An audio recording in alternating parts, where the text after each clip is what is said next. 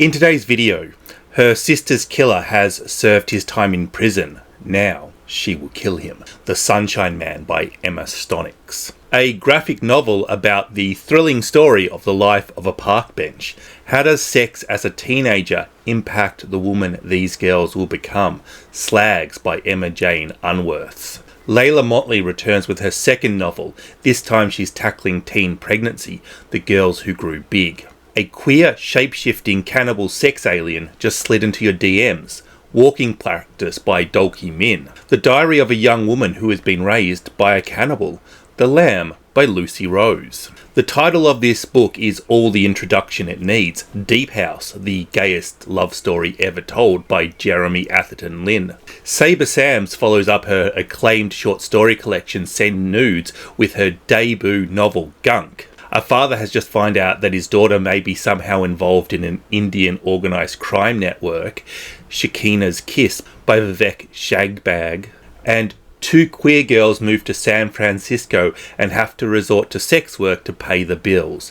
Girls, Girls, Girls by Shoshana von Blanckensee. Hello, welcome to Gunpowder Fiction and Plot. My name is Scott. If you're new here, this is a channel where I review books, primarily new releases and global literature, although I am doing a particularly terrible job of the global stuff today. Instead, I have multiple books exploring cannibalism to tell you about, and I know you're all here for that too. Right, you don't need the boring introduction. We've got a very, very good collection of books to talk about in today's video. As always, I'm going to start with the books I enjoyed the least and move towards my favourite. The Sunshine Man by Emma Stonex. 18 years after he killed her sister, Jimmy Maguire is getting out of jail and Birdie has been waiting for him. Every now and then I read a textbook thriller description and I think, yeah, I've never read a book dealing with the emotions around a loved one murderer serving time and getting released. I wonder what that feels like, only to realise that the novel is actually a thriller. And let's face it, publishers of thrillers often see a smeared dog turd and mistake it for a plot.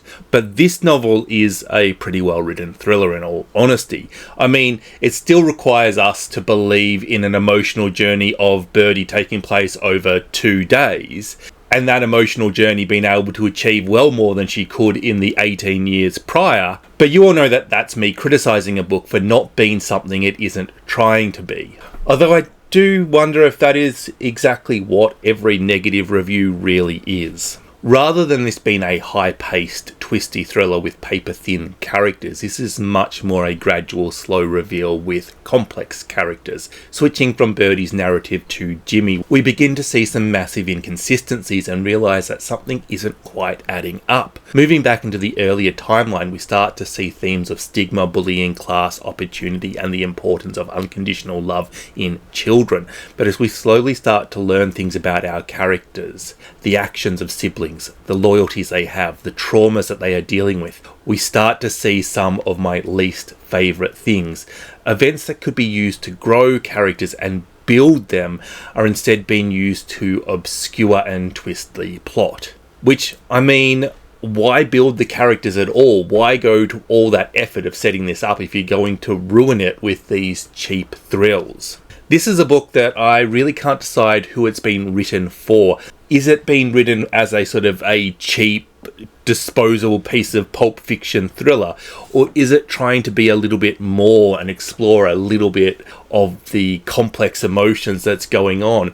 And ultimately, it kind of doesn't do either, and that's really the problem with this book. I wouldn't say it was a bad book, more it was not quite focused and I wasn't sure what it was trying to do. And I have to say, in this video, there's not a lot of bad books to talk about. I am basically about to recommend every book from here on in. The Park Bench by Christophe Chaboute. Every so often at work, I get to work with this man who is a passionate fan of graphic novels. And we were discussing how graphic novels can be read really quickly and how that's really unfair to the author who takes much longer to write or draw a graphic novel, or probably both, than it does a regular novel. And that because they have so few words, we can really burn through them very quickly. And he suggested that I read The Park Bench because there are basically no words in this book at all. And in turn, that makes you look for extra meaning in the drawing and it slows down your reading, which is a very different experience. And I thought, I'm down for anything that's a bit of a different experience. We are essentially following the life of a park bench, the people who walk past every day, the people who sit on it, and we're allowed to see little snippets of their lives. There are these recurring characters, the young lovers, the old couple who visit every day with a different cake, the homeless man and the police officer who chases him away. And each of these relationships evolve over what must be years. And you're hit with these little snippets of emotion, anger, misery, delight. Look, it's quite a short read and it's not doing a lot, but what it is doing beautifully, and it is really emotionally evocative. Did I slow down to read it? I mean, a little bit, but it's still really, really quick. There are no words to digest, just facial expressions and drawings. And hence, I haven't included a translator. Walking Practice by Dolki Min, translated from Korean by Victoria Caudle. There is such a charm to this book, which is about a shape-shifting alien who has crash-landed on Earth with no way off the planet. And in order to survive, it inhabits the online dating world in order to slowly seduce people, to fuck them, and then to eat them. The alien finds that the orgasm relaxes the victim, making it easier to kill them. Nonetheless, I maintain that this is a charming read. Also, a surprisingly charismatic one too. Being a shapeshifter, our protagonist finds the idea of human gender really odd. If they can conceal an extra leg, surely the idea of having internal or external genitals is just a little bit silly. There is something delightfully queer about this book, as none of the sex in it is the same, with our protagonist shifting into different roles, different genders, different forms of sexuality. They are on all the apps as multiple different people. Between the copious amounts of very playful sex and decapitation, we are serenaded with a list of complaints about living on this planet, ranging from misanthropic diatribes to the difficulties of climbing several flights of stairs just to eat a meal. I mean, have a quickie. I mean, both. The copious amounts of hate streaming out of our alien killing machine's mouth, or whatever body part they are using to project their thoughts with, really by all rights should make us a little upset. But yet, it's very intelligently written, not only forcing us to fall in like with our killer, but also painting the picture of a very sad and depressed entity. Somebody who is lonely, somebody who can never connect. The message behind this is a very simple one, but it is very well demonstrated. How stupid do our differences look to an outsider? How petty our quarrels over gender and sexuality are. This is undoubtedly a queer, positive, feminist novel, but it is also a novel speaking to the outsiders in general, to the weirdos, to the people who don't fit in, to anybody different or frustrated by social conventions. It is a quick read, it's delightful, and it surprisingly has a broad audience for a novel with copious amounts of heads being bitten off and lots of sex. It's not going to be the best read of the year by any margin, but as long as you can deal with a little bit of R-rated stuff, you're going to be having a good time reading this. Just like our protagonist, this book is wonderfully playful and welcoming. The Girls Who Grew Big by Leila Mottley. This is Mottley's second novel after her smash hit debut Nightcrawling, and it follows a group of young women who all have babies, or at least babies on the way. Told with three different narrators, Adele, Simone and Emery, we are not just looking at the realities of being a young mum, but also of being a young woman. These ladies are clearly still learning how to be adults, and they face these societal stigmas. They're outcasts, they're judged, manipulated, treated as dispensable, and they're so clearly in need of some help and some guidance. Mottley is baiting us into judging the girls in scenes where they act stupid or irresponsible, then reminding us of their age and their ignorance in the next scene, showing us how advice or help from an older woman could be beneficial to them, and not just an older woman, really any sort of help. And look, I am so sure that anybody watching who has had a child, and particularly I'm talking about your first child, I don't care if you had it at 45 or 15, I am sure that advice and support that you got from somebody who had done it before was so beneficial for you. You are not ploughing into the unknown without any guidance whatsoever. That would be hard.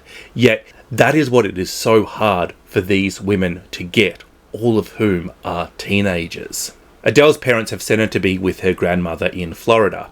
She is to give birth to the child and then put it up for adoption before returning to finish her schooling and resume her very promising swimming career. Emery is going to go to university. How is she going to do that with a child and no support from her grandparents is anybody's guess, but Emery is going to do it. Simone is pregnant again. She already has twin 4-year-olds running about, and she is the leader of the young pregnant girls, and she has no idea how she got pregnant again. I mean, she knows the mechanics, but beyond that. This is a really fine novel, but it is not quite as good as Nightcrawling. I think Nightcrawling was amazing for these emotional gut punches and heart in the mouth moments. And if I was reviewing this in a vacuum, I would say that it has some very good emotional moments, but I'm reading this with the knowledge of what Mottley can write, and it was a bit disappointing that this book didn't reach those levels. Still, there is a level of tenderness and vulnerability to this novel. So maybe this criticism is more to do with me expecting Mottley to write the same novel again, and I think it's great that she's evolving and trying to write something with more nuance. Can you really write those same big emotional scenes in Nightcrawling when you're not dealing with situations that are so immediately scary? Character-wise, I thought Adele and Emery were a little too similar. I had to be very conscious of who I was reading, and that caused some plot confusion for me. And I don't think that would have existed if they were drawn a little bit differently. And that's kind of weird because they're actually quite different characters, but yet I found it so difficult to tell them apart. Now maybe that's to do with me being twice their age, being male, being from a completely different country, and not being so sure or aware of the small cultural differences between them, but I struggled with that. Thematically, however, this is a really strong novel, and I have been reviewing a few novels of late where the themes are given more importance than the other elements in the book, and it's refreshing to be reviewing a novel that is exploring the themes in an intelligent and complex way that is not diminishing the plot, characters, or setting. Prose-wise, I think Mottley is very talented, and I think this is the one element she has improved on from Nightcrawling, and quite a lot, I think. Lines such as, "Sometimes happiness feels like a snake in the grass," are not just cool lines, but they paint characters, they paint moods and settings, they evoke feelings. When I review a book, it can be a little bit difficult to balance the compliments and the criticism to give you an accurate portrayal of the overall qualities of a book. Different readers are reading for different aspects of the novel, and I'm trying to give you enough information so that you can know if it's a you book or not. And especially in the case of a book like this, which is good, but not a novel for everybody, it can be hard to get that right. I can say that this is an intersectionally feminist novel, which it is, but I don't think that's helpful in determining who might like the book. Instead, I will say that the last element I mentioned, nice prose that evoke emotions and build situations, is the reason you should pick up this book. If that's what you read primarily for, if that sounds good for you, pick it up. It may not have quite the same plot points and the dramas of night crawling, it may not hit you as emotionally hard, but this time Mottley is looking to create more complex emotions in her novels. And while I'll still maintain The Girls Who Grew Big is not quite up to the level of night crawling, I think that this shows growth and talent in a very young author who is still developing and improving, and I really look forward to what she writes next. Sakina's Kiss by Vivek Shanbhag, translated from Kannada by Srinath Perur. Vivek Shanbhag is one of the best Indian authors who you've probably never heard of. Potentially because he's writing in a language that I imagine quite a few of you didn't even know existed. His sincere literary style mixes social criticisms with psychological thriller and literary fiction, and produces novels that hinge upon moments and rotate in one swift line. Lines and instances that provide clarity and understanding to the rest of the novel, but can lead a reader who is not quite keeping up with it a little bit confused and obscure of the point.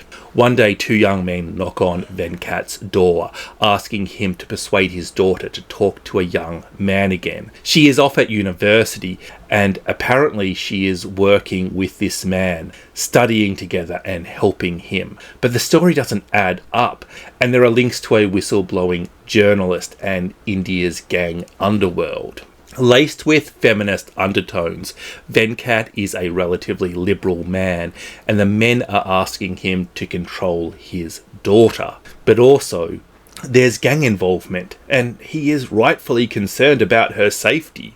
Does he control her, or does he let her do what she wants? And there's something really nuanced and intelligent going on here. Venkat's flaws are not in his actions, but in his thoughts. Why does he think he can control his adult daughter's actions?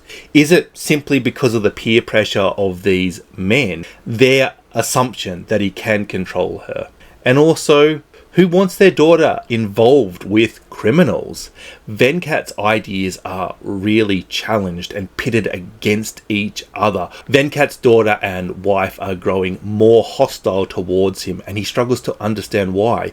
He is a good man after all. It is a slippery slope into misogyny, and it is lined with justification. Shanbhag does like to end his novels in a very particular way. If you've read him before, you'll know what I mean. That may not be a favourite technique for all readers. It could be seen as a little style over substance. I think he could have achieved the same thing without reusing the same trick he used before in Gantcha Goncha. But nonetheless, I think some people will really enjoy the way he does it. It is a very good storytelling trick. However, this aside, it is a scathing exploration of India's system of bribery, corruption and organised crime, combining complex political thriller with political satire to create a book that we simply would never see Western publishers produce. If you read translated literature to get new perspectives on writing styles, genres, techniques, then this is a really good book to pick up. Gunk by Saba Sams.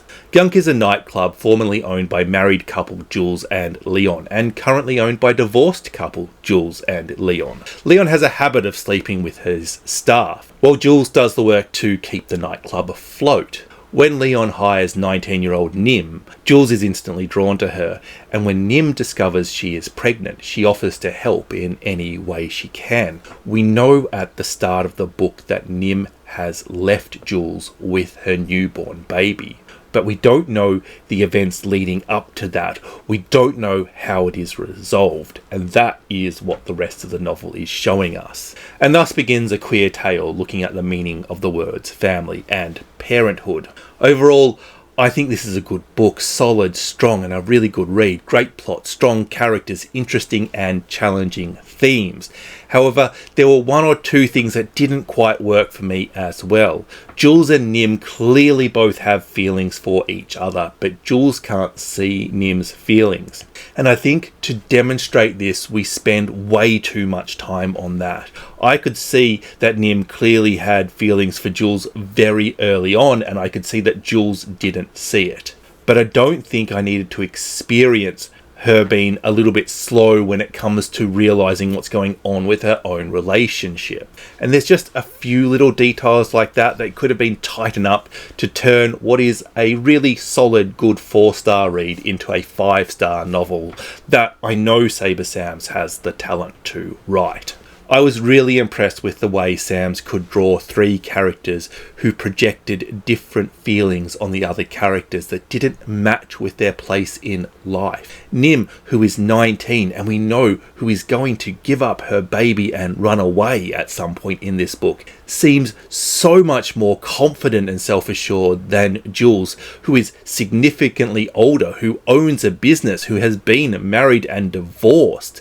Nim has a shaved head, but Jules has life experience. But you know, Nim's is that really cool barista type. Maybe she's a bartender, a street performer, an actor. She could have lots of piercings or tattoos all over her face. Instead of a shaved hair, maybe it's bright blue or pink. Maybe she has a mohawk. She's just somebody who you think is effortlessly cool and onto it, but who is really self-conscious and is being visibly loud to get over her social anxiety. She is projecting and faking it until she makes it. We are constantly questioning the reliability of our narrator Jules, because what we know is true and how she sees the world isn't quite the same. And I think Sams has done that perfectly, showing us what the world really is while showing us Jules's vision. That's clever. That's good writing. The more we learn about Leon, the less capable he seems. And while we slowly learn that Jules wanted a child and Leon didn't, we see how hopelessly incapable Leon would be as a parent. Well, at least in Jules's eyes. And while we can see these 2 different views of Nim, there is significantly less doubt, there is less greyness when it comes to Leon. This leads to a conversation about parenthood or motherhood and the unconventional or alternative ways people are looking at when it comes to creating a new family model. Jules may not be a biological parent to Nim's child, but the 2 of them could raise it together. But of course, we know they won't. We know only one of them will. I think this is such an encouraging follow-up to Sam's short story collection Send Nudes, and one that really demonstrates Saba Sams is an author to keep an eye on. She's constantly challenging the status quo in her books, and this is a really good book that is just a little bit rough around the edges, and for a young writer who still has a huge career and so much talent ahead of her, these are the sort of books that she's going to write before she writes an absolute smash hit. Get in on her now. Get reading her now, because in 20 years' time, you're all going to be saying her name. I think these last 4 books are a step above the rest. So before I go on with them, I just want to thank my wonderful Patreons for their support and welcome my newest Patreons, Pamela, Bob and Natasha. If you would like to support this channel too and chat books with me twice a month, as well as with a group of other excellent people over video call, the link is in the description. Back to the books now. Deep House, the gayest love story ever told by Jeremy Atherton Lin. This is a memoir about the author who met his husband about 3 decades ago, and it is essentially their love story. The difficulties they had between deciding to live in the US or the UK, as theirs was a transatlantic love match, and the difficulties of them declaring their love in both of those countries, the dilemmas they faced around getting married and their marital rights.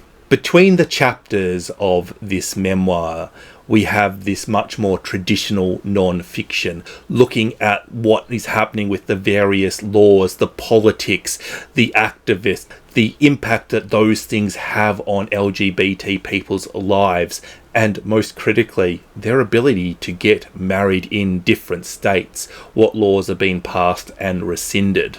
I enjoyed the conversation between the memoir, which really just reads like a complex gay romance, because look, it basically is one, and the more traditional non-fiction content about the various laws.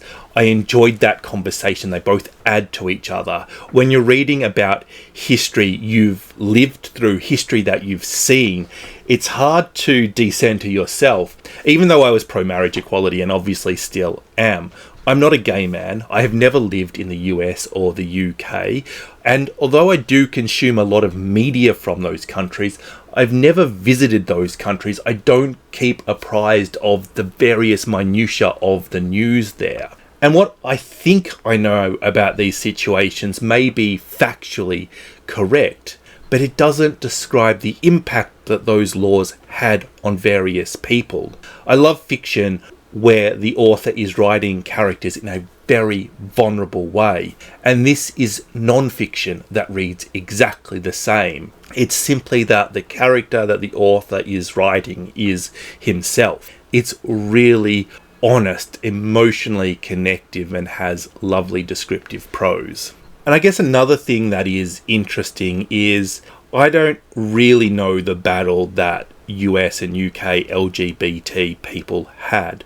I don't remember what Clinton said about marriage equality. I do remember what Julia Gillard said. I see the similarities. They're both left-wing bigots, but I only know how one set of fake progressives turned out to be secretly homophobic or not so secretly homophobic, and the impact that that had upon them. And to any Australian watching, please don't give the Labor Party any credit for passing our marriage equality bills. It really happened despite them. So I found this book super educational, but obviously a bit depressing and anger-inducing too, because the way we as a society have treated queer people, LGBT folk, I will never understand the hate towards those people. As a straight person, it's good to have a reminder of how recently people tried to deny queer folks basic rights, their ability to be legally recognised as husband, wives, partners, and so on, and how that is still under threat today, how quickly that could be overturned, how close that is in the past means it could be that close to the future. When I'm out in public and I see two men or two women holding hands, just a simple act of intimacy between partners, I get happy because it shows they're not scared of persecution. But I also realise that we still don't see enough of it and that there is a reason for that. And I want to live in a world where people can just be themselves, where the state doesn't influence what you do in your private life, as long as it's not hurting anybody. Can we just accept people's minor differences and get back to just, hating on assholes together? Anyway, this was a great read. I have no negative notes on it whatsoever. Slags by Emma Jane Unsworth. I love the title of this book. It makes me think of that scene in Gavin and Stacey. I'm the creator of some of Bill O'Ricky's biggest jokes. You are Bill O'Ricky's biggest joke. Oh, shut it, you slag. No, you shut it, you slag. You slag. You slag. You slag. You slag. No, you slag. You slag. You slag. Shut it, you slag. Which is a terrible description of this novel. Now, as an Aussie, I think one of the services I can offer is as a British to American translator. And the word slag does not mean some sort of heap of rubbish or minerals or something. It means a sexually liberated and very experienced young woman. But also there's this sort of element or insinuation of lower class to the term too. It's a term with a lot of power dynamics to it. It implies gender, class, and age. But also it's a very acceptable term to use. Like, you can sort of imagine a woman saying, I was such a slag when I was her age. And you couldn't imagine the same woman saying, I was such a whore when I was her age. It's just a very acceptable word, and it often carries just a generic insult to it. The Brits do love to insult each other quite a bit. And a further note to my American viewers who require a translator, remember, the Brits are a miserable bunch who are scared of feeling emotions. So if they're insulting you, they actually like you. Anyway, it's the power dynamics of this word that is so smart about it. It's how it links in with the novel. Sarah and her sister Juliet have hired a van and have decided to go camping across Scotland to celebrate Juliet's birthday. 2 sisters a year either side of 40. It's a complex relationship that the 2 sisters have, further confused by history and a confusing power dynamic, as well as judgment upon each other's sex lives. 15-year-old Sarah is in love with her English teacher, who is giving her coded messages as he marks her papers. He definitely feels the same way, and they're going to run away together and get married. Nobody will mind the age gap once they see that they're really in love and it's not like that. Initially, I wasn't very sure about the 2 timelines, but as the novel progresses, the timelines increasingly start to talk to one another. They colour in events that add nuance and detail, particularly to the relationships between the sisters. First, it works on a character level, and then the 2 timelines work on a thematic level, and finally they work together on a plot level. This is a novel that's really looking at the sexuality of women, from the way they're exploited to the pleasure they feel, from the children to lust to affairs, from power to the danger it can present, and the roles they're expected to play, and what becomes of that woman, that slag, that piece of flesh that is being chewed up and spat out. What happens to her 25 years later? I thought that the building of Sarah and her best friend Nessa in the earlier timeline was just fantastic. I knew those girls when I was a young teenager in the 90s. Their obsession with a band or a boy, a future that is completely unobtainable, and the risks they take to get what they want. I'm a little apprehensive about the intended audience. Part of this feels like a novel written for a younger woman in their 20s or even in their teens, saying, look at what has changed between the generations and look at what is exactly the same. Yet the timelines with the 40-year-old women with unresolved issues from their teenage years, that is definitely written for women of the same age as the protagonist, or at least women who have tried to move on from traumatic and exploitative teenhoods, and maybe who are still having issues. However, as somebody who has never been either a teenage girl or a woman in her 30s or 40s, I was really enthralled by it. Excellent character buildings, and that thing when you're reading 2 timelines, and when the timelines switch, you get upset, you want to keep reading the timeline that you're currently reading. You're like, I can't take another break, I want this resolved. So, while I might find the audience hard to pinpoint, I loved it. I really adored the way the very unsubtle themes of sexual assault, coercion and abuse made way for more nuanced and complex themes around mental health, and how these 2 themes then further feed back into each other. This is a sort of hard-hitting literature that will never win an award, but it has a purpose. It has thematic rigour. It has excellent characters and a great plot, and it is simply an all-round fantastic read. Girls, Girls, Girls by Shoshana von Blanckensee, a coming-of-age novel about 2 girls, Sam and Hannah, from New York, best friends and secret girlfriends, who in 1996 decide that now that school is over, to move to San Francisco and embrace their queerness, away from their families, their judgment, and everybody they know. At some point on their road trip to San Francisco, they run into another lesbian couple, where one partner makes money stripping, and the idea sticks with them. When they finally arrive in their new city and realise how little money they have and how much things cost on the West Coast, and how little they're going to make waitressing, Hannah pressures Sam into becoming strippers together. While Hannah initially enjoys the work, Sam doesn't. But one day she meets Chris while she is stripping, an older queer woman, and she becomes Sam's sugar mummy. This is such a messy relationship between our 2 girls, Sam and Hannah, and it is complicated by financial stress, sex work, being openly queer, making new friends, growing up, becoming adults, being desperate to prove that they're really in love. And all of this meshed together to make this messy, confusing queer relationship. But there are just some really little things about this book that are done fantastically well, that are just ring true. Sam mentions that she is a vegan and eating peanut butter yet again to stay full.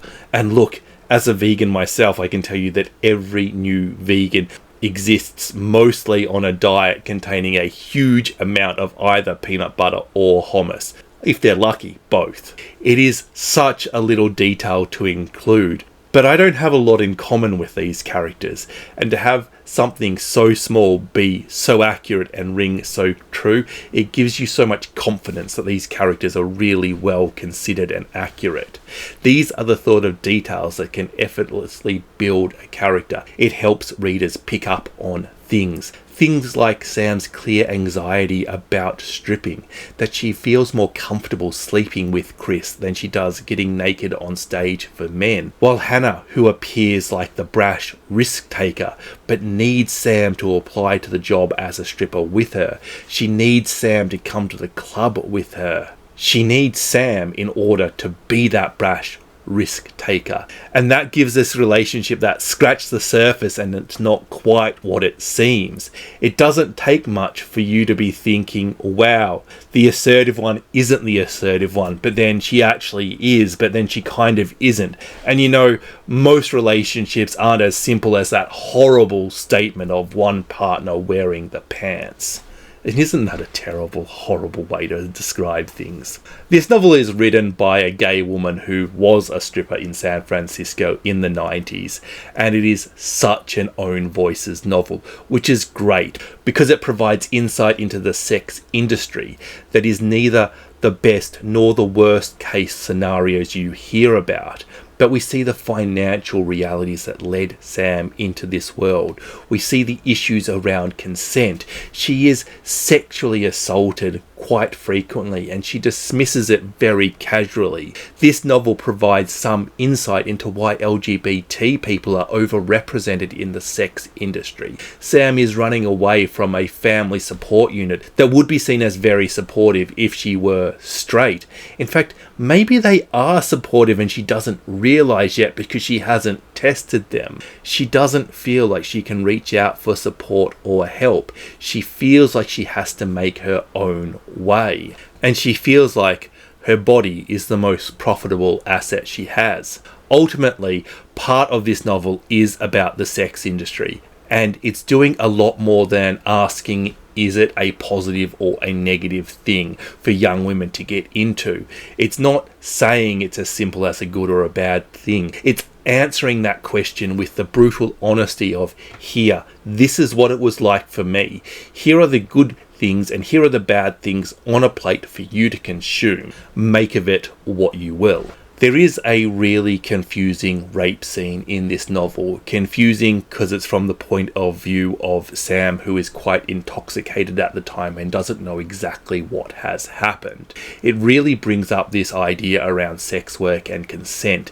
Consent is obviously only consent if it can be withdrawn. Just because somebody tells somebody else that they're going to have sex with them tonight doesn't mean that they can take that from them. It doesn't mean that the situation won't change.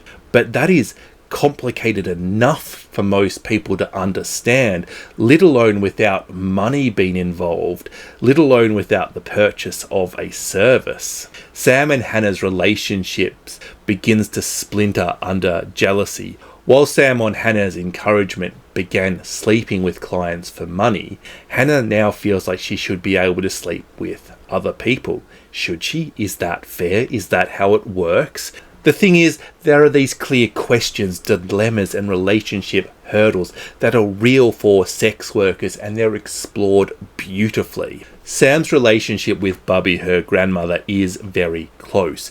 She talks to her regularly on the phone, but Bubby is experiencing some health concerns, and this further complicates Sam's and Hannah's relationship. Sam is unsure if she should let Hannah know what is happening or solve their relationship problems first.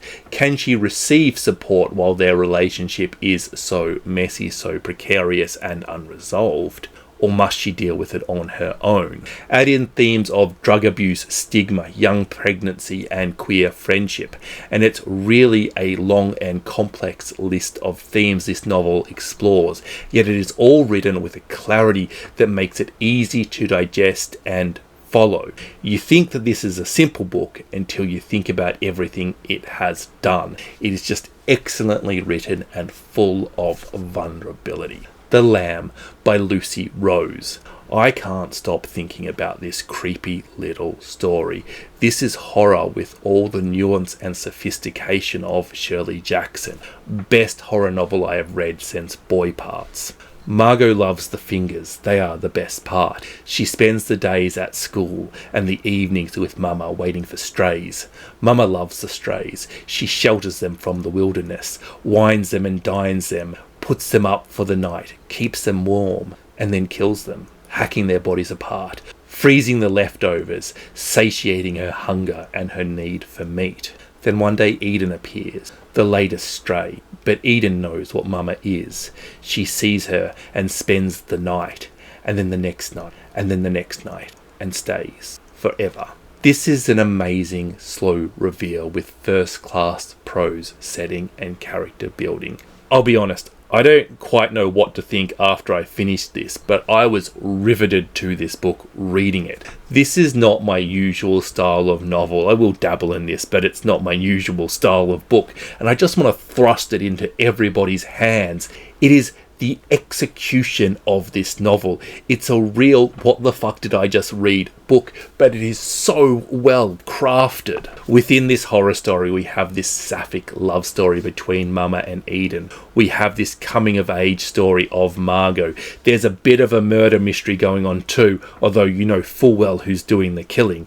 And then there's the literary side of this novel too. How much of this is a metaphor for feminist rage, anger, love, and relationship? What is it saying about mother-daughter relationships? What is it saying about Mama? Why does she need to kill? What is her thirst for blood and flesh all about?